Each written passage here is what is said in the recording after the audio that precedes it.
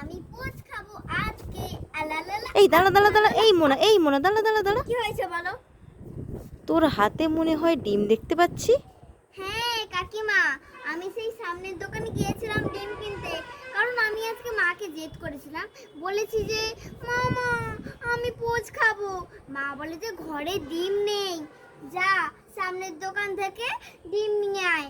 আমি ডিম কিনতে গেছিলাম গো কাকিমা। ও আচ্ছা, তাই বুঝি। হ্যাঁ, ওই মোনা, ডিমটা কার রে? মুরগির ডিম। মুরগির?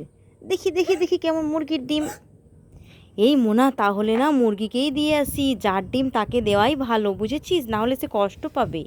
কাকিমা কাকিমা আমার ডিমটা দিয়ে দাও, তুমি আমাকে বোকা বানাচ্ছো। এই তুই তো এক্ষুনি তুই নিজেই বললি যে এটা মুরগির ডিম, তাই তো আমি নিয়ে নিলাম, মুরগিকে দিতে যাচ্ছি। কাকিমা আমার ডিমটা দাও। এই তোকে তো ভালোই বোকা বানানো যায় রে। এটা আজকে আমি পোচ বানিয়ে খাবো, চললাম। হায় ভগবান, আজকে আমি মাকে গিয়ে কি উত্তর দেব? মা তো আজকে আমাকে বকাবকি করবে। কাকিমা আমার ডিম নিয়ে যাও। টাটা, পোচ খাবো আজকে আমি। আয়